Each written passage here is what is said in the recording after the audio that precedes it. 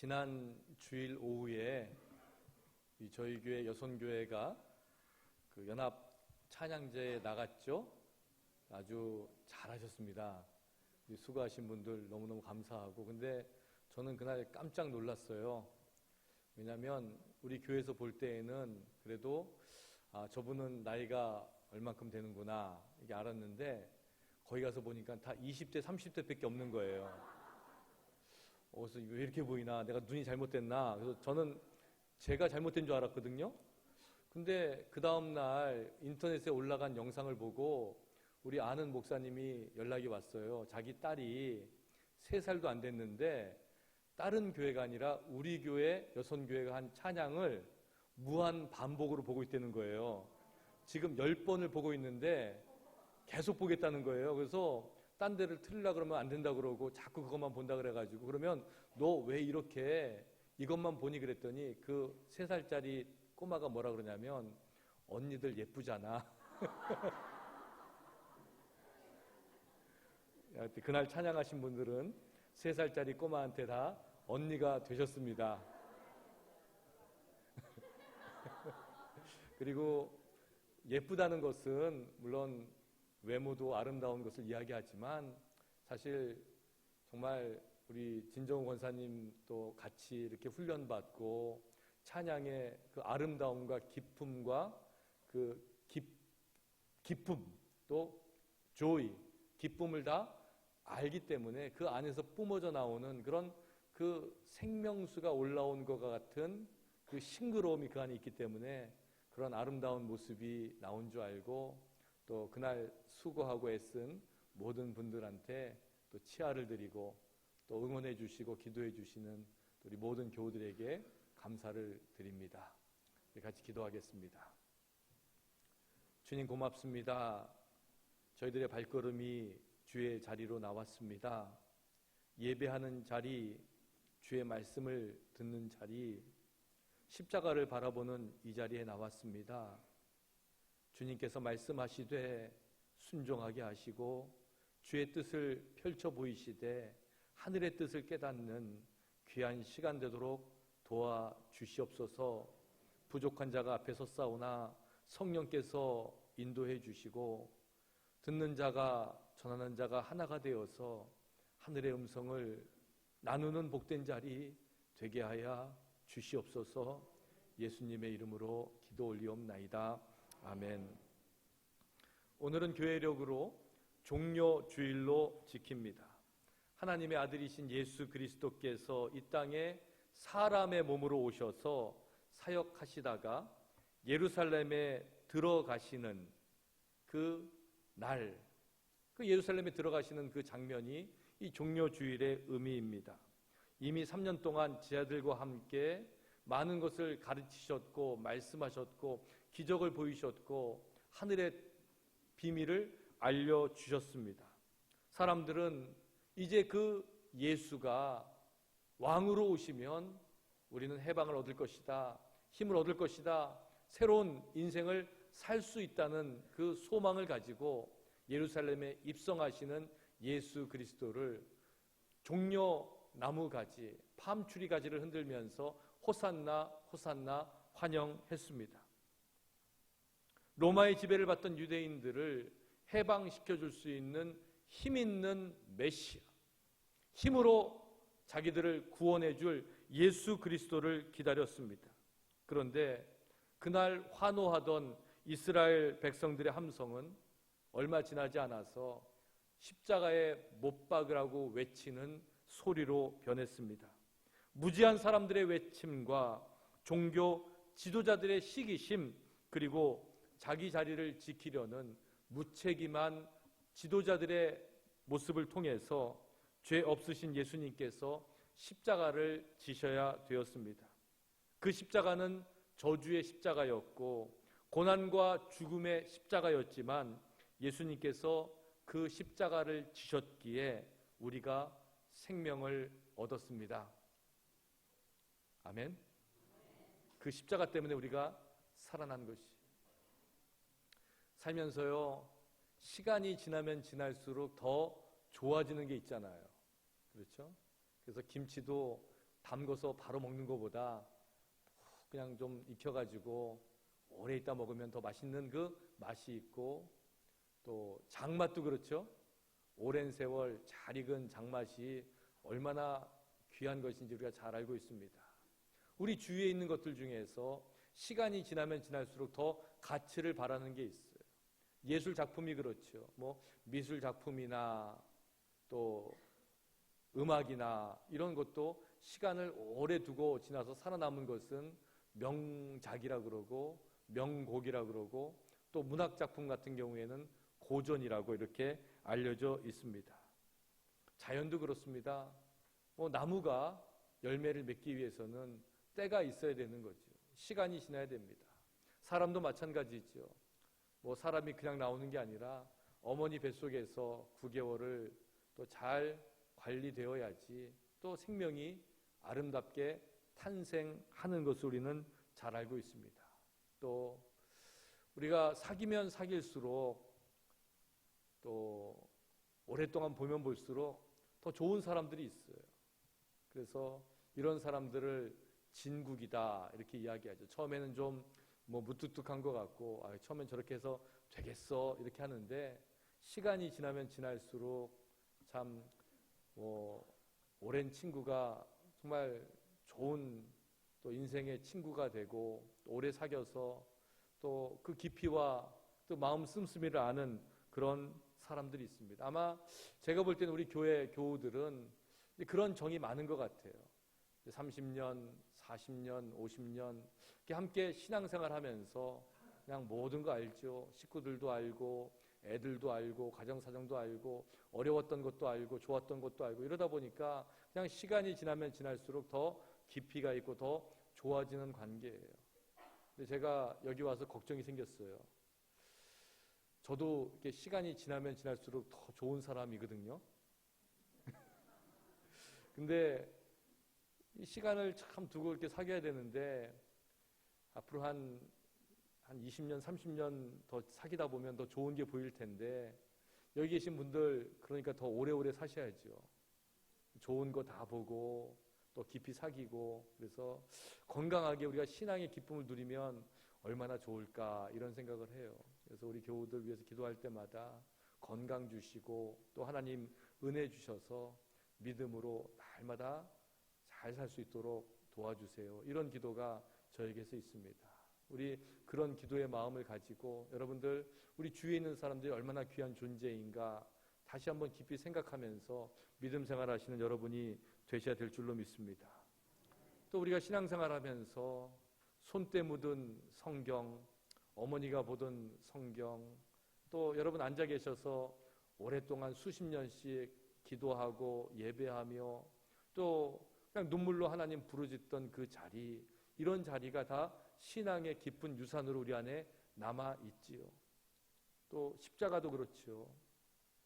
저 십자가를 바라볼 때마다 우리 안에는 인생의 문제가 해결되고 삶의 숙제가 또 해결되고 내가 해결할 수 없었던 인생의 어려운 일들을 물리치는 그런 십자가의 은혜가 있었음을 우리는 알고 있어요. 세상에서는 십자가 그러면 그냥 장신구조 액세서리 아니에요? 그래서 자동차에 붙여갖고 달리고 다니고 또 이렇게 목걸이나 귀걸이 하면서 달고 다니고, 이게 십자가인데 또 탑 위에 올라서서 건물 꼭대기에 있어서 이 십자가를 바라보는 사람들한테 그냥 교회가 저기 있습니다 이렇게 알려주는 십자가인데, 우리에게는 다른 십자가가 있더라는 거예요. 은혜를 아는 사람들, 십자가의 능력을 깨달은 사람들에게 그 십자가는 우리의 삶을 이끌어가는 은혜의 도구가 되는 줄로 여러분 믿으시기 바랍니다. 그래서 그 십자가가 우리에게 말을 붙여요. 당신은 예수님을 따라서 온전한 길로 가고 있습니까? 이렇게 물어보는 거예요. 주님을 따라서 온전한 길을 걷고 계십니까? 십자가가 물어볼 때에 우리는 마음속에 때로는 부끄러움도 있죠. 안타까운 마음도 있죠. 그래서 우리가 잘 알고 있는 시인 윤동주는 십자가라는 시를 통해서 이렇게 노래하고 있어요. 쫓아오던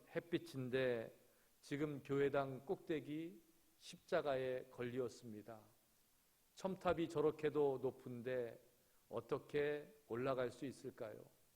종소리도 들려오지 않는데 휘파람이나 불며 서성거리다가 괴로웠던 사나이 행복한 예수 그리스도에게처럼 십자가가 허락된다면 모가지를 들이우고 꽃처럼 피어나는 피를 어두워가는 하늘 밑에 조용히 흘리겠습니다.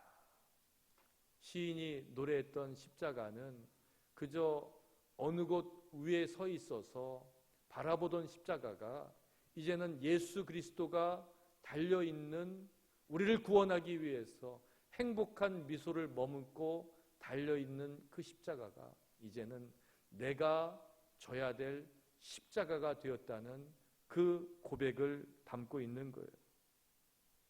이렇게 우리의 삶을 인도하는 십자가, 우리의 삶을 이끌어가는 십자가야말로 신앙의 무르익은 십자가이고, 십자가로 채워진 인생은 그런 삶을 결단하는 그런 아름다운 믿음의 인생이 되는 것이죠. 한국에서 개신교 수도원 운동을 일으켰던 토레이 신부님이라는 분이 계셔요.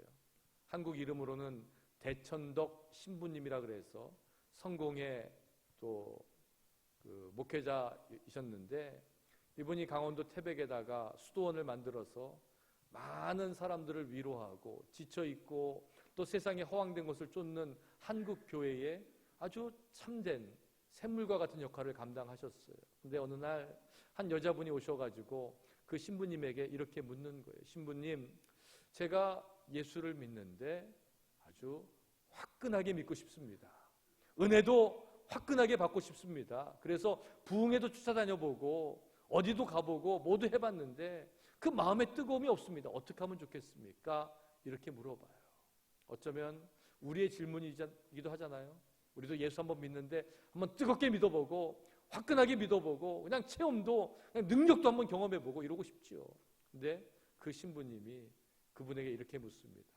자매님 기도하시나요? 무엇을 놓고 기도하시나요? 아유, 기도 제목이야 많죠. 뭐 교회도 위해서 기도하고 자녀들 위해서 기도하고 가정 위해서 기도하고 나라 위해서 기도하고 뭐 기도가 그냥 얼마나 많은지 몰라요. 그러면 이제부터 그 기도 제목 다 내려놓으시고, 어차피 다 하나님이 들어주셨을 거 아니에요? 다 내려놓으시고 한 가지만 붙잡고 기도하십시오. 그게 뭔데요? 그 신부님이 이렇게 말하는 거예요. 나 자신을 알게 해주세요. 나를 깨닫게 해주세요. 나를 바라보게 해주세요. 나를 정직하게 바라보게 해주세요. 이 제목 한 가지만 놓고 기도하세요. 이분이 그 신부님의 말씀에 순종해서 그때부터 기도하는데 자기를 알게 해달라고, 정직하게 나를 바라보게 해달라고 기도하기 시작했어요. 시간이 흐르면서 자기의 모습이 보이는 거예요. 성령께서 깨닫게 하시는 거예요. 하나님의 은혜가 임했어요. 그래서 자기를 바라보는데 도저히 바라볼 수가 없다는 거예요. 너무너무 부끄러웠어요.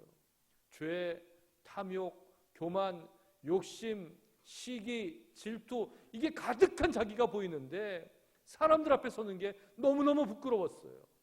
자식 볼 낯도 없고요, 남편한테 설 용기도 없고요, 다른 사람 앞에 나설 그런 마음도 사라졌어요. 다시 신부님을 찾아가서 물었어요. 신부님, 제가 그렇게 기도했는데 너무너무 부끄러운 모습이 보여서 사람들 앞에 설 수가 없습니다. 어떻게 하면 좋겠습니까? 그때 신부님이 이렇게 조언하셨어요. 이제는 한 가지 기도 제목을 놓고 다시 기도를 시작하십시오. 그 기도의 제목은 십자가를 바라보는 것입니다. 십자가를 알게 해달라고, 십자가의 능력을 깨닫게 해달라고, 십자가의 은혜를 경험하게 해달라고 기도하십시오. 그때부터 그분이 십자가를 붙잡고 기도할 때에 그의 인생이 바뀌었다는 간증을 하세요. 여러분, 그 십자가가 어떤 십자가예요? 우리의 인생을 돌이키는 십자가예요. 그 십자가가 어떤 십자가예요?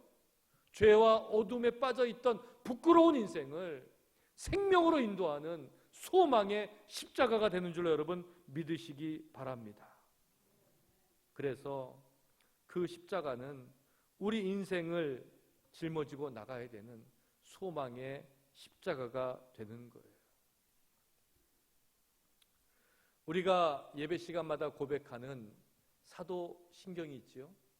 그래서 우리 사도신경 고백할 때마다 그 안에 담겨있는 조목조목 담겨있는 그 기독교의 교리, 또 복음의 진리, 또 신앙의 원리를 우리가 아주 기쁘게 감사함으로 또 고백하는 거죠. 초대교회의 사도들이 주는 그리스도시요 살아계신 하나님의 아들이라는 그 고백 위에다가 하나하나 덧붙여서 이 사도신경이 되었다는 그런 전설, 구전이 전해져 오고 있어요. 하지만 이 사도신경은 초대교회에서 이것을 교리로 정확하게 만들어서 이제 사용한 그런 고백문인데, 이것을 사용했던 목적이 두 가지가 있어요. 하나는 내적으로 그 교회 안에 들어온 식구들에게 이 사도신경을 통해서 가르치고자 했던 것은 예수 그리스도를 믿고 이제는 예수님의 제자가 되어서 살아가야 되는 사람들이 어떻게 주님을 믿고 어떤 마음을 가지고 살아야 되는지를 교육하는 거였죠. 그래서 이 사도신경은 세례 교육용으로 쓰였다고 합니다. 지금이야 책이 있고 교재가 있지만 그 당시 구전으로 전해져 오는 수많은 이야기들, 또 기독교의 이야기들, 또 은혜의 이야기들, 이런 것들을 정리를 해서 전능하사 천지를 만드신 하나님 아버지부터 성령 하나님, 또 이 땅에 오신 예수 그리스도, 그분의 고난과 죽음, 또 부활, 또 승천, 심판까지 기독교의 교리를 종합해가지고 이것을 외우고 결단하고 그 다음에 세례를 받으면서 기독교인이 되었다는 것을 확신하는 시간을 가졌다는 거예요. 이게 내적인 원인이었어요. 그리고 바깥으로 나아가서 외적으로는 그 초대교회를 공격하던 수많은 이단의 논리로부터 기독교인을 보호하는 그 방패가 된 것이 바로 사도신경이었다는 거예요. 여러분, 그 귀한 사도신경에 사람 이름이, 두 사람 이름이 등장하죠. 한 사람은 마리아라는 예수 그리스도의 육신의 어머니가 등장을 하고, 또 한 사람은 본디오 빌라도라는 사람이 등장을 해요. 근데 이 두 사람의 인생이 아주 다른 것을 우리는 경험하게 되는 거예요. 왜냐하면 예수 그리스도의 육신의 어머니이신 마리아는 어떻게 고백을 해요? 성령으로 잉태하사 동정녀 마리아에게 나시고, 이렇게 고백을 하죠. 그러니까 어려운 가운데에서 믿음으로 예수를 잉태하시고 또 그 모든 오해와 질시를 이겨내고 순종함으로 예수 그리스도의 육신의 어머니라는 칭찬을 받은 아름다운 믿음의 여인으로 기록되고 있는 것이. 하지만 그 반대로 빌라도는 자기가 가지고 있는 자리에서 자기가 누리고 있는 권한을 발휘하지 못하고 비겁하게 예수님을 사람들 손에 넘겨줌으로 어떻게 이해가 되는 거예요? 본디오 빌라도에게 고난을 받으사 십자가에 못 박혀 죽으시고, 초대교회 이후에 얼마나 많은 사람들이 사도신경을 외우면서 그 안에 담겨있는 마리아에 대해서 이야기하고 또 빌라도에 대해서 이야기했을 거예요. 그런데 그 빌라도가 이렇게 비겁한 모습으로 설 수밖에 없었던 것은 자기 인생에 대해서 자기가 서 있는 자리에서 책임을 감당하지 못했기 때문이라는 것이, 이것이 십자가예요. 우리가 십자가를 바라보고 십자가를 붙잡고 있는 사람이라면 내가 선 자리에서 자기의 책임을 다하겠다는 결단을 한 사람이 되어야 된다는 것이죠. 우리가 십자가를 붙잡는 사람이라면, 십자가가 능력이라면 우리의 죄와 어두움과 부끄러움을 다 물리치시고 이젠 하늘의 신령한 것으로 소망으로 우리를 채우시는 그 은혜를 따라 살겠다는 결단이 우리 안에 있어야 된다는 것이. 십자가만 바라보면 은혜가 있어요. 십자가만 생각하면 마음에 감동이 있어요. 십자가를 기억하면 우리 안에 얼마나 큰 기쁨과 감사가 있는지 모르는 거예요. 우리가 신앙생활을 오래 하면 오래 할수록 좋은 것이 많다 그랬는데, 또 어떨 때는 신앙생활을 오래 한 것이 우리의 신앙에 좀 불이익이 될 때가 있는 것 같아요. 예를 들어서 그런 거죠. 십자가를 이야기하는데도 마음에 떨림이 없는 거예요. 너무 많이 들어서 너무 흔히 들어서 예수 그리스도의 십자가의 고난을 이야기하는데, 예수 그리스도를 생각하는데, 십자가를 묵상하는데 마음에 떨림도 없고 감격도 없고 그냥 옆집 아저씨 아이스크림 먹는 이야기하는 것처럼 그렇게 살아가는 게 우리의 모습이에요. 아니죠. 십자가를 생각할 때마다 날마다 새로운 은혜, 또 예수님을 바라볼 때마다 그 안에서 주시는 하나님의 놀라운 은혜가 우리 안에 있어야 될 줄로 믿습니다. 그것이 십자가를 바라보고 살아가는 사람들의 삶의 모습이에요. 왜? 십자가는 우리를 깊은 세계로 인도해요. 십자가는 생명의 길로 인도해요. 십자가는 우리로 하여금 그 생명을 붙잡고 살 수 있도록 인도해요. 새로운 눈을 열어주시고 기쁨을 주시고 소망을 주시는 것이 바로 십자가의 은혜요, 십자가의 능력이라는 거예요. 그래서 우리는 이렇게 찬송하죠. 십자가 십자가 내가 처음 볼 때에 나의 맘의 큰 고통 사라져 오늘 믿고서 내 눈 밝았네 참 내 기쁨 영원하도다. 다 같이 한번 해볼까요? 십자가 십자가 내가 처음 볼 때에 나의 맘의 큰 고통 사라져 오늘 믿고서 내 눈 밝았네 참 내 기쁨 영원하도다. 그 십자가의 비밀을 깨달은 바울 사도는 이렇게 노래하는 거예요. 십자가의 도가 멸망하는 자들에게는 미련한 것이요 구원을 받는 우리에게는 하나님의 능력이라. 십자가의 도가 멸망하는 자들에게는 미련한 것인데 구원을 받는 우리에게는 하나님의 능력이라고 고백할 수밖에 없는 거예요. 그 십자가가 저와 여러분의 능력의 십자가가 되시기를 주의 이름으로 축원합니다. 우리를 구원하시기 위해서 예수 그리스도가 지신 바로 그 십자가, 수치와 모욕을 구원의 감격으로 바꾼 십자가, 사망과 저주를 영원한 생명으로 바꾼 십자가의 은혜를 누리는 여러분 되셔야 될 줄로 믿습니다. 예수님은 사역하시는 중간중간에 그 십자가의 고난과 죽음 그리고 부활을 예고하셨어요. 마치 어떤 목표 지점이 있는데 그 목표 지점에 가기까지 도로 표지판이 있는 것처럼 얼마 남았습니다. 조금만 더 가면 됩니다. 이제 거의 다 왔습니다.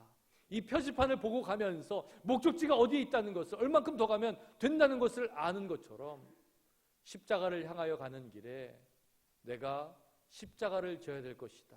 하지만 사흘 후에 부활할 것이다 라는 그 표지판을 세워 놓으셨어요. 그래서 학자들은 주로 한 3번 정도 예수님께서 순환당하실 것을 예고하셨다 이렇게 말씀합니다. 그래서 마태복음에 보면 마태복음 16장, 또 마태복음 17장, 마태복음 20장에 걸쳐서 그 순환에 대한 예고의 말씀을 하셨어요. 십자가를 향하여 가는 길에 그 표지판을 세워두셔서 이정표로 삼아 주셨다는 것이, 첫 번째 순환 예고 기사가 쓰인 마태복음 16장에는 먼저 베드로의 신앙 고백이 담겨 있어요.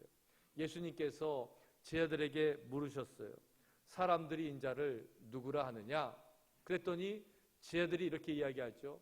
더러는 세례 요한이라고 하고, 더러는 엘리야다, 또 더러는 선지자 중에 하나라고 하나이다, 이렇게 이야기했어요. 그러면 너희는 나를 누구라 하느냐? 이게 예수님의 질문이었어요. 왜냐하면 예수님의 관심은 사람들이 나를 향해서 뭐라고 하는 게 아니었거든요.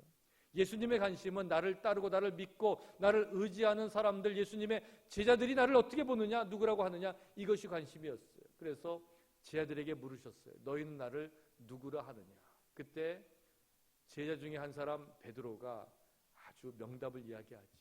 주는 그리스도시요 살아계신 하나님의 아들이시니이다. 아마 예수님이 사역하시면서 이만큼 기뻤을 때가 없을 거예요. 드디어 얘들이 나를 아는구나, 내가 누구인지 아는구나. 그러면서 예수님은 너무너무 행복하셔가지고 그냥 복을 막 주셨어요. 그래서 예수님 고백 잘하면요 복 받습니다. 베드로가 어떤 복 받았어요? 베드로가 5가지 복을 받아요. 첫 번째 복이 뭐냐면 내가 이 반석 위에 교회를 세우겠다. 그렇죠? 두 번째, 음부의 권세가 이기지 못하리라. 세 번째, 천국 열쇠를 내게 맡기리니 땅에서 매면 하늘에서도 매일 것이고 땅에서 풀면 하늘에서도 풀릴 것이다. 야, 이 영적인 복이 이런 게 어디 있어요? 교회를 세우고 음부의 권세가 이기지 못하고 천국 열쇠를 맡기는데 땅에서 매면 하늘에서도 매일 것이고 땅에서 풀면 하늘에서도 풀릴 것이다. 그런데요, 이런 이야기를 하신 다음에 이제 얘들이 알아듣겠지? 내가 어디로 가는지 어떤 일이 일어날지 이제 알겠지? 그러면서 예수님께서 고난당하시는 것을 예언하시는 거예요. 마태복음 16장 21절에 보면 이렇게 나와 있어요. 이때로부터 예수 그리스도께서 자기가 예루살렘에 올라가 장로들과 대제사장들과 서기관들에게 많은 고난을 받고 죽임을 당하고 제3일에 살아나야 할 것을 제자들에게 비로소 나타내시니 그랬어요. 그러니까 이 말씀에서 잘 봐야 되는 것은 뭐냐면 이때로부터라는 거예요. 그리고 중간쯤 맨 끝에 가서 비로소 이렇게 돼 있죠. 이때로부터 비로소. 그 전까지 많은 기적이 있었고 많은 가르침이 있었고 비유가 있었고 말씀이 있었는데 그때까지는 이 비밀을 이야기하지 않으셨어요. 그런데 이때로부터 비로소 이 비밀을 말씀하신 거예요. 왜? 예수님 생각하시기에 얘들이 내 말을 알아듣겠구나, 이제는 어떻게 살아가야 되는지 그 길을 알겠구나, 그래서 이 말씀을 주셨어요. 그런데 그 다음에 제자들은 어떻게 이야기하는 거예요? 베드로는 그래요. 아니 주님께 무슨 말씀입니까? 어딜 가세요? 어떻게 죽어요? 안 됩니다. 저는 그걸 할 수 없습니다. 그러면서 이렇게 말하는 거죠. 주여 그리 마옵소서. 이 일이 결코 죽게 미치지 아니하리이다. 이게 베드로의 고백이었어요. 아니 허락할 수 없다는 게 무슨 말입니까? 어떻게 무슨 수를 써서라도 내가 이것을 막겠습니다. 이게 무슨 뜻입니까? 지금 베드로가 예수님께 따지는 거예요. 그때 예수님께서 강하게 말씀하세요. 사탄아, 내 뒤로 물러가라. 너는 나를 넘어지게 하는도다. 내가 하나님의 일을 생각하지 아니하고 도리어 사람의 일을 생각하는도다. 이렇게 말씀하시는 거예요. 아니, 그 전까지 다르잖아요. 그 전에는 뭐 교회를 세우고 음부의 권세가 이기지 못하게 하고 천국 열쇠를 맡기고 땅에서 매면 하늘에서 매고 땅에서 풀면 하늘에서 풀리겠다 이렇게 하셨는데 갑자기 사탄아 내 뒤로 물러가라 이렇게 이야기하는 거예요.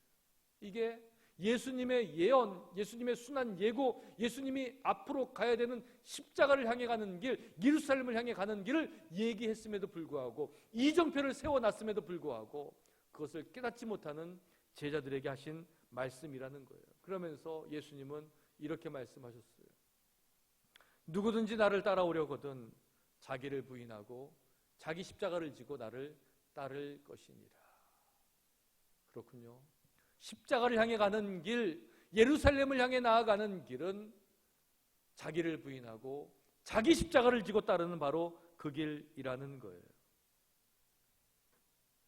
주님은 자기를 부인하고 자기 십자가를 지고 내가 가는 길, 십자가를 향하여 가는 길을 따라오라고 이정표 하나를 첫 번째로 세워놓으셨어요. 두 번째 이정표는 마태복음 17장에 나오는 이정표예요. 갈릴리에 모일 때에 예수께서 제자들에게 이렇게 말씀하셨어요. 인자가 장차 사람들의 손에 넘겨져 죽임을 당하고 제3일에 살아나리라 하시니 이렇게 이야기하셨어요. 그러니까 넘겨져서 죽임당하고 제3일에 살아나리라. 근데 이 사건이 일어나기 전에 어떤 일이 있었냐면 예수님께서 변화산에서 변화되셨어요. 얼굴이 해같이 빛났고 옷이 하얀데 빛같이 휘어졌다 그랬어요. 그래서 그 안에서 이야기를 나누는데 모세와 엘리야와 예수님께서 대화를 나누고 계시거든요. 그러니까 제자들이 뭐라 그래요? 주님 여기가 좋사오니 초막셋을 짓되 하나는 모세를 위해서, 엘리야를 위해서, 하나는 우리 주 예수 그리스도를 위해서 짓고 여기서 사는 것이 좋겠습니다. 이렇게 이야기하는 거예요. 또 거기서 그런 이야기하고 내려오다가 보니까 사람들이 웅성웅성한 거예요. 어떤 일이 있는가 알아봤더니 귀신 들린 아이를 데리고 온 그 부모에게 제자들이 쩔쩔매고 있는 거예요. 귀신을 쫓아다니지 못해서 시달리고 있는 사람들에게 예수님께서 오셔서 그 귀신을 쫓아내셨어요. 그 아이를 고쳐주셨어요. 그러면서 우리는 안 되는데 어떻게 예수님이 이런 일 할 수 있습니까? 예수님 뭐라 그래요? 기도 외에는 이런 유가 나간 일이 없느니라 이렇게 말씀하시는 거죠. 기도의 중요성을 강조하셨어요. 그런데 거기에서 예수님께서 인자가 장차 사람들의 손에 넘겨져 죽임을 당하고 제3일에 살아나리라 라고 말씀하셨는데 그때 제자들은 어떻게 반응을 해요? 그래요? 그럼 우리도 주님 따르겠습니다. 우리 지난번에 말씀하실 때에 나를 따르려거든 자기를 부인하고 자기 십자가를 지고 나를 쫓아올 것이냐 그랬으니까 나도 나를 부인하고 나의 십자가를 지고 쫓아가겠습니다. 이렇게 해야 되는데 제자들은 그 자리에 앉아가지고 하는 이야기가 주님 천국에서는 누가 큰 자입니까? 이렇게 물어보는 거예요. 엉뚱한 대답이죠. 예수님은 뭐라 그래요? 너희가 돌이켜 어린아이들과 같이 되지 아니하면 결단코 천국에 들어갈 수 없느니라. 제자들의 관심, 사람들의 관심은 누가 큰 자가 관심이었어요. 천국에서는 누가 크고 누가 낮은가 이게 관심이었는데 예수님은 누가 들어갈 수 있는가예요. 그러면서 또 이렇게 말씀하세요. 이 어린아이와 같이 자기를 낮추는 사람이 천국에서 큰 자니라. 예수님은 역설적으로 말씀하시는 거예요. 낮추는 사람이 큰 자가 된다. 그렇죠? 역설이라는 것은 논리적인 모순이 있는 두 말을 써가지고 진리를 이야기하는 것, 이것을 역설이라고 이야기해요. 어떤 목사님이 글을 쓰면서 현대인의 모습을 역설적으로 이렇게 표현을 했어요. 우리 시대에 집은 커졌지만 가족은 작아졌습니다. 생활은 편리해졌지만 시간은 더 없어졌습니다. 학력은 높아졌지만 상식은 부족하고 지식은 많아졌지만 판단력은 모자릅니다. 전문가들은 늘어났지만 문제는 더 많아졌고 약은 많아졌지만 건강은 더 나빠졌고 가진 것은 몇 배가 되었지만 가치는 더 줄어들었습니다. 말은 많이 하지만 오히려 사랑보다 오히려 증오를 쉽게 표현합니다. 이게 세상의 역설이라는 거예요. 주님께서도 이 땅에 오셔서 많은 가르침을 주시는데 역설적으로 말씀하신 게 많이 있어요. 누구든지 제 목숨을 구원하고자 하면 잃을 것이요 누구든지 나를 위하여 제 목숨을 잃으면 구원하리라. 왜요? 죽으면 살리라, 살려고 하면 죽으리라. 역설이잖아요. 먼저 된 자로 나중되고 나중된 자로 먼저 될 자가 많으니라. 십자가를 향하여 가는 길에 서 있는 두 번째 이정표 앞에서 제자들은 누가 크냐고 서로 따지고 있었다는 거예요. 이제 오늘 우리가 읽은 말씀, 이게 예수님께서 십자가를 향하여 가는 길에 세워놓으신 세 번째 이정표가 되었어요. 예수님은 제자들에게 십자가의 순환과 죽음 그리고 부활에 대해서 이렇게 말씀하셨어요. 보라, 우리가 예루살렘으로 올라가노니 인자가 대제사장들과 서기관들에게 넘겨짐에 그들이 죽이기로 결의하고 이방인들에 넘겨주어 그를 조롱하며 채찍질하며 십자가에 못 박게 할 것이나 제3일에 살아나리라. 이번에는 조금 더 구체적으로 어떤 일이 일어나야 되는지에 대해서 말씀하셨어요. 그런데 성경은 이제 이 말씀을 마치시고, 이게 마태복음 20장에 있는 말씀이잖아요. 그 다음에 21장에서 예루살렘에 입성하는 장면을 성경은 기록하고 있어요. 그러니까 예수님께서 예고하신 것이 이제 막바지에 이르러서 이제 다 되었다. 내가 십자가를 향해서 간다. 십자가의 고난과 죽음을 당해야 될 것이다. 그리고 그 다음에 예루살렘에 들어가신 장면이 나와요. 근데 그 중간에 두 가지 이야기를 성경은 적고 있어요. 첫 번째 이야기는 뭐냐면 예수님의 12 제자 중에 야고보와 요한의 어머니가 와서 예수님에게 청탁하는 이야기예요. 알고 보니까 치맛바람은 그때부터 있었던 거예요. 그렇죠? 야고보와 요한의 어머니가 와서 뭐라 그래요? 나의 이 두 아들을 주의 나라에서 하나는 주의 우편에 하나는 주의 좌편에 앉게 명하소서. 야, 신나잖아요. 우리 주님 왕이신데 이 땅을 다스리시는데 주의 나라가 오면은 내 아들 중에 그래도 열심히 따라다녔으니까 하나가 우편에 하나가 좌편에 앉아가지고 예수님 옆에서 그냥 한 자리 하는 거 아니에요? 이런 꿈을 꾸면서 이야기할 때에 화가 난 건 또 옆에 있는 다른 제자들이었어요. 성경에 보니까 다른 제자들이 그 말을 듣고 분이 여겼다 그랬어요. 아니 니들이 뭔데 그 자리 차지하려고 그래? 그러면서 이게 뭐 백으로 되는 거야 이렇게 따졌겠죠. 그런데 예수님은 다시 역설적으로 말씀하셨어요. 너희 중에 누구든지 크고자 하는 자는 너희를 섬기는 자가 되고 너희 중에 누구든지 으뜸이 되고자 하는 자는 너희의 종이 되어야 하리라 이렇게 말씀하시죠. 그러면서 인자가 온 것은 섬김을 받으려 함이 아니라 도리어 섬기려 하고 자기 목숨을 많은 사람의 대속물로 주려 함이니라. 십자가에 달려서 무기력하게 돌아가신 예수님은 십자가의 역설로 세상을 구원하시기 위해서 겸손히 예루살렘으로 들어가고 계시는 거예요. 사람들은 알지 못했어요. 여전히 엉뚱한 문제 갖고 따지고 있었어요. 그런 모습을 안타깝게 여기시는데 이제 한 가지 더 사건이 있잖아요. 예수님께서 순환을 예고하시고 예루살렘에 들어가시는 중간에 첫 번째는 야고보와 요한이 내 어머니가 와가지고 예수님 우편에 좌편에 앉혀달라는 그런 이야기였고, 두 번째 이야기는 뭐냐면 앞을 보지 못하는 맹인 두 사람을 만나는 거예요. 예수님을 불렀어요. 큰 소리를 질렀어요. 예수님께서 그들을 보시면서 물으셨어요. 너희에게 무엇을 하여 주기를 원하느냐? 아니, 보면 몰라요. 앞을 보지 못한 두 사람이 예수를 부를 때에 지금 당장 필요한 게 뭔지 예수님은 아시잖아요. 그런데 예수님은 직접 물으시는 거예요. 너희에게 무엇을 하여 주기를 원하느냐? 이들이 자기의 입으로 고백하는 거예요. 주여, 우리의 눈 뜨기를 원하나이다. 주여, 우리의 눈 뜨기를 원하나이다. 이 말씀을 듣고 예수님께서는 그들을 불쌍히 여기셔서 그들을 고쳐주셨다고 성경은 기록하는 거죠. 예수께서 불쌍히 여기사 그들의 눈을 만지시니 곧 보게 되어 그들이 예수를 따르니라. 이것이 성경이 기록하는 거예요. 예수님께서 이 기적을 베푼 까닭이 있죠. 그 이정표를 세워놓았는데, 십자가를 향하여 가는 길을 알려주었는데, 첫 번째 길 옆에서 헤매고 두 번째 이정표 옆에서도 깨닫지 못하고 세 번째 이정표를 세워놓았음에도 불구하고 알지 못하는 제자들에게, 영적인 소경이 되어서 앞을 보지 못하는 사람들에게 눈을 뜨라는 것을 지금 알려주고 있는 거예요. 눈을 떠서 어디로 가는지 알아야 되는 거 아니냐, 앞을 바라봐야 되는 거 아니냐, 이것이 성경이 지금 이야기하고 있는 거예요. 이 눈을 뜬 사람들은 복을 받았어요.